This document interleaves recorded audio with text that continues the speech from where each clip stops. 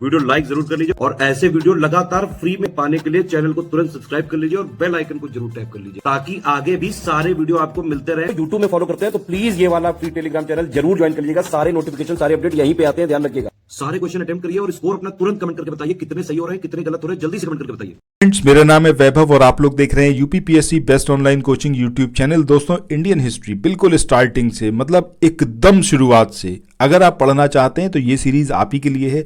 ज़रूर इसको फॉलो करिएगा। कहीं भी किसी भी दूसरे वीडियो को अगर आप देखोगे तो बहुत सारी चीज़ें मिस हो जाएंगी अलग अलग टॉपिक से, बट यहाँ पर जो आप देखोगे तो उसके बाद आपको कहीं कुछ भी और देखने समझने की जरूरत नहीं पड़ेगी। ये अपने आप में कंप्लीट है। इसके बाहर यूपीपीएससी आयोग एक भी चीज़ नहीं पूछेगा, गारंटी है इस बात की। समझ रहे हैं? समीक्षा अधिकारी की तैयारी कर रहे हैं, आज और अभी से जुट जाइए। इस पूरी प्लेलिस्ट को फॉलो करना शुरू कर दीजिए। डेली बेस पर वीडियोस आ रहे हैं। मुझसे कमेंट सेक्शन में कुछ सब्सक्राइबर्स ने बोला है कि वीडियो की लेंथ इंक्रीज करिए। बेशक लेंथ इंक्रीज करूंगा, बट आप लोगों का सहयोग यहां पर मुझे नितांत आवश्यक है। आप लोग इन वीडियोस को शेयर जरूर करें, चैनल को सब्सक्राइब करना बिल्कुल भी ना भूलें और डेली बेस पर जब ये वीडियोज आ रहे हैं इनको जरूर देखें। ठीक है, चलो शुरू करते हैं आज के अपने सेशन को। अब यहां पर हम बात करने वाले हैं उत्तर वैदिक कालीन राजनीतिक अवस्था कैसी थी, समाज, अर्थव्यवस्था और धर्म का क्या हालचाल था, उस सब के बारे में यहां पर हम देखेंगे। देखो, जितने पॉइंट यहां पर देखने वाले हो ना, उसके बाहर कुछ आएगा नहीं। हर एक पॉइंट को जरूर ध्यान से देखना और कहीं अपने माइक्रो नोट्स जरूर बनाना। माइक्रो नोट्स कैसे बनाने हैं ये मैंने पहले भी बताया है, अभी मैं फिर से आपको थोड़ा सा उसको इलेबोरेट कर दूंगा। बट सबसे पहले एक दो पॉइंट यहां पर देखते हैं, फिर डिस्कशन करते हैं। देखो, सबसे पहले यहां पर एक शब्द आता है जिसके बारे में ये पहला पॉइंट है, वो है आपका स्तूप। स्तूप का सबसे पहले उल्लेख मिला कहां पर? तो वो मिला ऋग्वेद में। और इसको ऋग्वेद में बोला क्या गया? तो हिरण्य स्तूप बोला गया। क्या बोला गया? हिरण्य स्तूप। अब स्तूप का शाब्दिक अर्थ क्या होता है? तो है आपका ढेर या फिर चूल्हा। ठीक है, तो ये जो है आपका इसका अर्थ होता है ढेर या फिर थूहा, सॉरी। ठीक है, तो अब यहां पर अगर हमें इस पर्टिकुलर लाइन को कन्वर्ट करना है अपने माइक्रो नोट्स में तो कैसे करेंगे? आप सिंपली देखो, एक बार तो आपने पढ़ ही लिया ना, स्तूप लिखिएगा, आगे यहां पर लिखिएगा ऋग्वेद, ब्रैकेट में लिखिएगा हिरण्य स्तूप। ठीक है,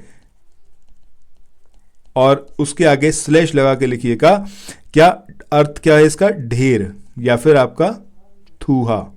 इस तरीके से ये बन गया आपका पूरे लाइन का ये समराइज्ड फॉर्म है।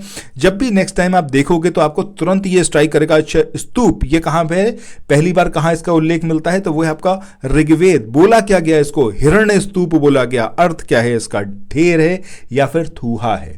इस तरीके से आप बना सकते हो। बाकी आप अपने हिसाब से भी अपने माइक्रो नोट्स बना सकते हो बिल्कुल, लेकिन मैंने आपको सिर्फ यहां पर एक तरीका बताया कैसे आप बना सकते हैं। इसके बाद बात करें कि महाभारत में कुल 18 पर्व इनका वर्णन है। इसमें भीष्म पर्व ये 6वें पर्व में जो है उसका एक भाग है श्रीमद् भगवत गीता। सो अल्टीमेटली इस पूरे पॉइंट का जो मेन मतलब है, क्यों इंपॉर्टेंट है ये पॉइंट, कि कितने पर्व दे रखे हैं महाभारत में? तो 18 पर्व है, उसमें 6वां पर्व है, उसको बोलते हैं भीष्म पर्व। उसी का एक भाग है आपका श्रीमद् भगवत गीता। तो अल्टीमेटली ये इंपॉर्टेंट इसलिए है क्योंकि तो आगे चले नेक्स्ट क्वेश्चन को देखें। इससे पहले कुछ एक इन्फॉर्मेशन है आप लोगों के लिए जो बहुत इंपॉर्टेंट है। अगर आप लोग उत्तर प्रदेश पीसीएस की तैयारी कर रहे हैं, आप आरओ की तैयारी करना चाहते हैं, बीईओ की तैयारी करना चाहते हैं, इन तीनों एग्जाम की अगर आप तैयारी करने चाहते हैं तो स्टडी फॉर सिविल सर्विसेज के कोर्सेज को आप ज्वाइन कर सकते हैं कंप्लीट तैयारी के लिए। ये वन स्टॉप डेस्टिनेशन है। यहाँ पर आपको सब कुछ मिलेगा, जिसमें स्टडी मटेरियल रहेगा, टेस्ट सीरीज रहेंगी, पेड क्विज रहेंगी, सब कुछ आपको एक ही जगह पर मिलेगा। और ये सब कुछ सफिशिएंट होगा आपके एग्जाम को क्रैक करने के लिए, एग्जाम को निकालने के लिए। लेटेस्ट ग्रुप स्टार्ट हो चुके हैं और उन ग्रुप में आपको एडमिशन लेने के लिए सिंपली जो ये नंबर मैं आपकी स्क्रीन पर लिख रहा हूँ, इन नंबर्स पर आप कॉल कर सकते हैं। 8564880530 इस नंबर पर आप संपर्क कर सकते हैं। इसके अलावा 9696066089 इस नंबर पर कांटेक्ट कर सकते हैं, या फिर आप 7523864455 इन तीनों में से किसी भी नंबर पर कॉल करके आप हमसे संपर्क कर सकते हैं और ये लेटेस्ट ग्रुप जो है इसमें आप एडमिशन ले सकते हैं। इसके बाद नेक्स्ट पॉइंट की बात करें, यहां पर बात हो रही है कि ऋग्वेद में एक शब्द है धान्यकृत। ये जो शब्द है धान्यकृत, इसका यूज, इसका उपयोग किसके लिए किया गया है? तो ओसने वाले के लिए किया गया है धान्यकृत। वहीं ऋग्वेद में जो पशुचारण है, इसकी तुलना में कृषि का स्थान गौण है, यानी कि पशुपालन, इसको ज्यादा इंपॉर्टेंस दी गई है ऋग्वेद में इन कंपैरिजन टू एग्रीकल्चर। तो इस पॉइंट को जरूर याद रखें। इसके बाद नेक्स्ट पॉइंट की बात करें कि ऋग्वेद में जो धनाढ्य व्यक्ति है, इसको क्या बोला गया है? गोमत बोला गया है। तो ये अलग अलग शब्द हैं। जैसे अभी हमने देखा धान्यकृत किसके लिए यूज हुआ है? ओसने वाले के लिए। ऐसे ही गोमत की बात करें तो ये धनाढ्य व्यक्ति जिसके पास बड़ा सारा धन है, उसके लिए यूज करा गया है। नेक्स्ट पॉइंट की बात करें कि ऋग्वेद में निष्क ग्रीव, ये क्या है? एक प्रकार का आभूषण है। क्या है? एक प्रकार का आभूषण, निष्क ग्रीव।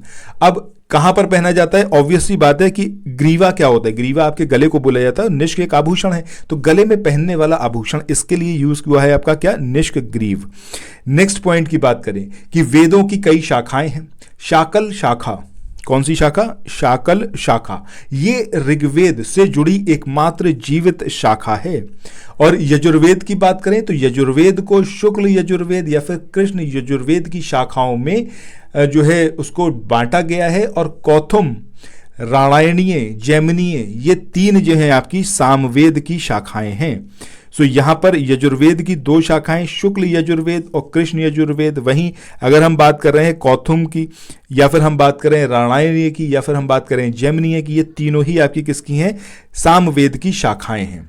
ऋग्वेद की अथर्ववेद की जो शाखाएं हैं वो कौन सी है? आपकी शौनक है और दूसरी है आपकी पिप्पलाद।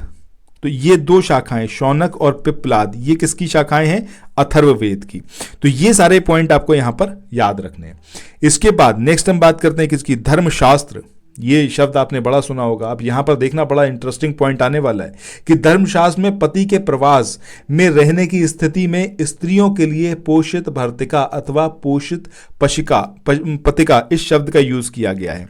अब यहां पर जो मैंने आपसे ये बोला कि ये जो शब्द है पोषित पतिका, आप हिंदी वाले अपना जब पेपर की तैयारी करोगे तो उसमें अनेक शब्दों के लिए एक शब्द जब आप देखोगे तो वहाँ पर आपको ये शब्द देखने को मिलेगा, पोषित पतिका। इसका अर्थ क्या होता है कि कोई स्त्री जिसका पति जो है प्रवास में रहने की स्थिति है, मतलब माइग्रेट कर चुका है, ठीक है, माइग्रेट करने वाले पति की बात हो रही है, वो कहीं बाहर रहता है, उसके लिए पोषित पति का यूज होता है। इसके बाद नेक्स्ट हम बात करें ऋग्वैदिक काल। ऋग्वैदिक काल में पूषण ये महत्वपूर्ण देवता हैं। तो धर्म की बात हो रही है तो देवता कौन है? पूषण। किसमें? ऋग्वैदिक काल में। और वे जो है भटके हुए पशुओं को भी मार्ग दिखाते हैं, ये बात है, ठीक है। चलो इसके बाद नेक्स्ट अगर हम बात करें तो यहां पर बात हो रही है किसकी? मत्स्य प्रदेश चंबल और सरस्वती नदियों से घिरा हुआ है। मत्स्य प्रदेश किससे घिरा हुआ है? आपका चंबल और सरस्वती रिवर्स से घिरा हुआ है। और इसका उल्लेख किस में मिलता है? तो वो है आपका ऋग्वेद। ऋग्वेद में इसका उल्लेख मिलता है। और ये जो जनपद है आधुनिक जो आपका आज की डेट में अलवर है, जयपुर है, इसके अलावा भरतपुर है, उस क्षेत्र में ये पड़ता है, ठीक है। तो इस पॉइंट को याद रखिएगा। आगे बढ़ते हैं, बात करते हैं वैदिक काल में एक अद्भुत नाम है जिसको क्या बोला गया है? कवच इलुष। क्या बोला गया है? कवच इलुष। ये एक अद्भुत नाम है जो जाति व्यवस्था के हिसाब से शूद्र थे, ठीक है। ये जो कवच एलुष हैं ये क्या थे? जाति व्यवस्था के हिसाब से शूद्र थे, लेकिन वे महान वैदिक ऋचा लिखने वाले जो ऋषि थे वो थे, ठीक है। तो इन्होंने जो है वैदिक ऋचाएं लिखी हैं, भले ही ये शूद्र थे, वर्ण व्यवस्था को जाति व्यवस्था के हिसाब से। नाम क्या था इनका? कवच एलुष। और उन्होंने देवताओं के साथ बड़े वैदिक श्लोक को जमीन से जोड़ा। उन्होंने एक महत्वपूर्ण सूक्त लिखा है, अश सूक्त, ठीक है। क्या लिखा है? अश सूक्त। अश का अर्थ क्या होता है आपका? जुआ खेलने वाले पासे, ठीक है। और इसमें जुआरी के दर्द भरे भाव जो है वो व्यक्त किए गए हैं।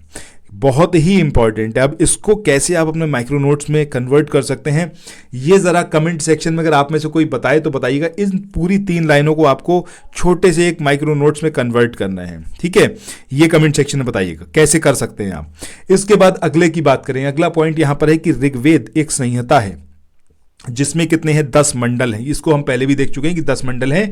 2 से लेके अगर हम 7 मंडल तक की बात करें तो ये मंडल सबसे पुराने माने जाते हैं और पहला 8वां 9वां और 10वां मंडल ये परवर्ती काल का है।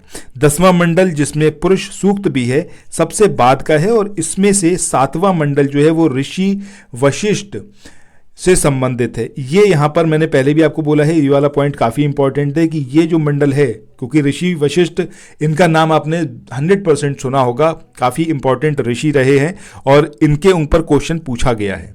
इसके बाद नेक्स्ट अगर हम बात करें कि पूर्व वैदिक काल में ये जो विदथ शब्द है इसका मतलब क्या था कि सबसे प्राचीन संस्था थी। विदथ किसको रिप्रेजेंट करती थी? एक संस्था को, और इस संस्था में या फिर इस संस्थान में समाज के संसाधनों के वितरण का उल्लेख किया गया है। इसके बाद अगले पॉइंट की तरफ मूव ऑन करते हैं। अब ये जो अगला पॉइंट है इसमें बात हो रही है शुक्ल यजुर्वेद। शुक्ल यजुर्वेद का केवल एक ब्राह्मण ग्रंथ है जो कि आपका शतपथ ब्राह्मण। तो एग्जैक्टली एग्जामिनेशन में पूछा गया है कि शतपथ ब्राह्मण जो है निम्न में से किसका एक ब्राह्मण ग्रंथ है? तो याद रखना है आपको शुक्ल यजुर्वेद का है और ये सबसे प्राचीन तथा सबसे बड़ा ब्राह्मण माना जाता है। शतपथ ब्राह्मण में जल प्लवन कथा, पुनर्जन्म का सिद्धांत, पूर्वा उर्वशी आख्यान, इसके अलावा आपका राम कथा, अश्विन कुमार द्वारा जो है श्रवण ऋषि को पौवन दान करना, इस सब के बारे में यहाँ पर वर्णन किया गया है। अगले पॉइंट की बात करें कि अवतारवाद, इसकी चर्चा सबसे पहले किसमें मिलती है?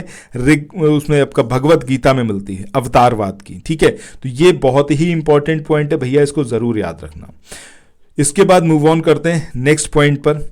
ये जो पॉइंट है इसमें बात हो रही है कि चित्रित धूसर मृदभांड संस्कृति, इसकी खोज जो है वो सबसे पहले कहाँ पर हुई? आपकी अहिछत्र बरेली में हुई थी, लेकिन इसका महत्व जो है वो बीबी लाल द्वारा हस्तिनापुर के खोज के बाद जो है अत्यधिक बढ़ गया। मतलब सबसे पहले अहिछत्र बरेली में इसकी खोज हुई, लेकिन वीवी लाल ने जब इसको हस्तिनापुर में खोजा तब इसकी इंपॉर्टेंस जो है वो मालूम दी।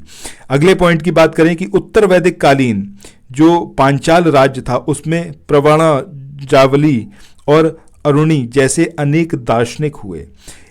इनमें प्रावहण जावली ये प्रसिद्ध दार्शनिक नरेश थे।